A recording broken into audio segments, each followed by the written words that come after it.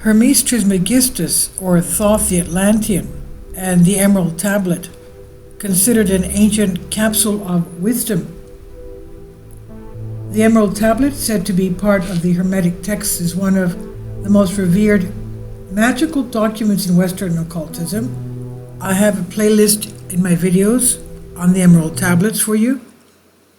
Amazing amount of information concerning the Atlantean philosophy and their very advanced technology. They even had, apart from interdimensional travel, they had interstellar travel. Let's remember an Atlantean extraterrestrial had landed with his spacecraft in the Taklamakan Desert of China, supposedly to give Alexander the Great a very advanced technology weapon, something like the lightning rod of Zeus, which he used to conquer his enemies, according to the texts of his historians. Now, it's considered an ancient capsule of wisdom containing human myths and religious traditions, but the original source of the emerald is unknown. It's said to have been discovered in a hollow tomb. It was held in the hands of the corpse of Hermes Trismegistus, or Thoth, but opinions differ. Some say it was Sarah, the wife of Abraham. Another idea says it was Apollonius of Tyana.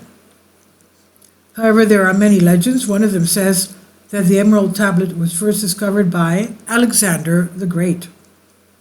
The stone tablet is supposedly engraved in Phoenician script and reveals the magical secrets of the universe.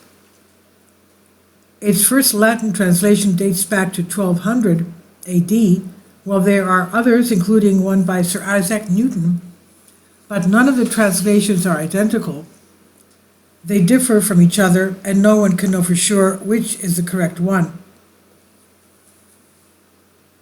The most important and perhaps the most widespread point is the following phrase: that which is above is like that which is below, and that which is below is like that which is above, for each achievement of the wonders of one thing.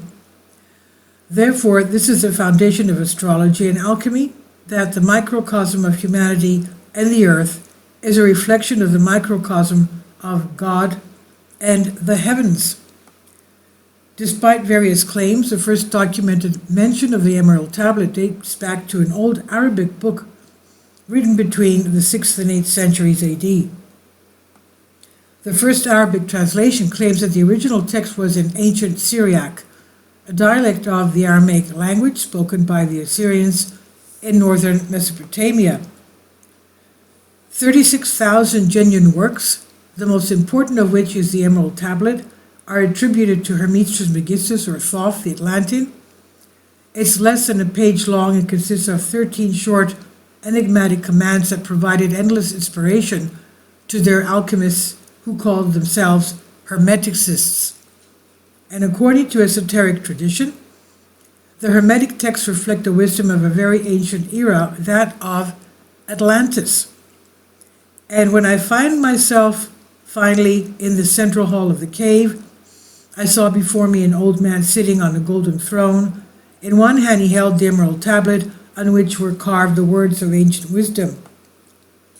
And the old man said to me, "I cannot give you the tablet, only memorize the written words, and take them with you engraved in your memory. Then study for yourself the wisdom of these words, and when you feel ready, go and wander throughout the world, teaching them to people. But teach the wisdom of these words and not the words themselves. For this written word is perfect in its formulation, and if taken literally and as it is, it can serve both for good and evil.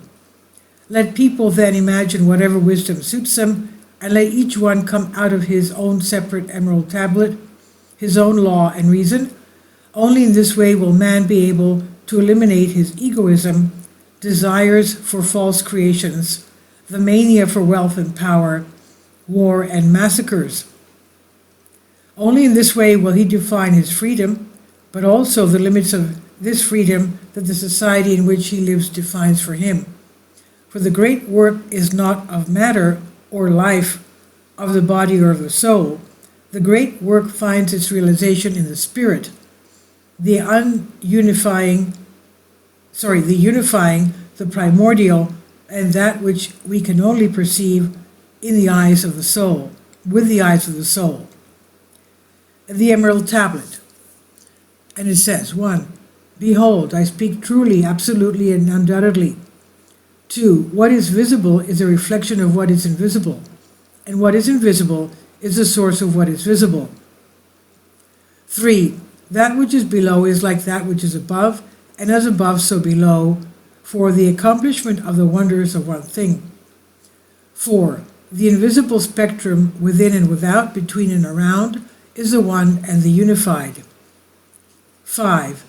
Always the separated, visible and invisible, come from the one, the indivisible, the unified and his spectrum, and this spectrum becomes calculus. 6. Thought has fire in its father and water as its mother. Air sowed it, and the earth nourished it at its breast. 7. He is the creator of all the wonders and perfections of this world, and his power is complete. 8. To separate fire from earth, the distinct from the indistinct. 9. He rises from the water into the air and emerges as a ruler of the invisible. 10. In this way, light will dispel darkness, and the work of reasoning becomes art. 11. This is the supreme power of reason because it transcends the discernible and penetrates the indiscernible. 12. This is how reason learns how the world was created, and in the same way it progresses towards knowledge. 13. But this knowledge is threefold. And according to Isaac Newton's translation, 1. 'Tis true without error, certain most true. 2. That which is below is like that which is above, and that which is above is like that which is below, to do the miracles of one only thing. 3. And as all things have been and arose from one by the meditation of one, so all things have their birth from this one thing by adaptation. 4. The sun is its father, the moon its mother, the wind has carried it in its belly, the earth is its nurse. 5. The father of all perfection in the whole world is here. 6. Its force or power is entire if it is converted into earth. 7. Separate thou the earth from the fire, the subtle from the gross sweetie with great industry. 8. It ascends from the earth to the heaven, and again it descends to the earth and receives the force of things superior and inferior. 9. By this means you shall have the glory of the whole world. 10. And thereby all obscurity shall fly from you. 11. Its strength is above all strength, for it vanquishes every subtle thing and penetrates every solid thing. 12. Thus was the world created. 13. From this are and do come admirable adaptations, whereof the means or process is here in this. And hence I am called Hermes Trismegistus, having the three parts of the philosophy of the whole world. 14. And that which I have said of the operation of the sun is accomplished and ended. Please leave your comments, and thank you for your support. Please support my Patreon account. The daily posts are 5 videos daily, and they are totally different from what I have on my YouTube channel. Thank you so much for your support, and that you find all my content so interesting. You'll find the Patreon account details in the description box below.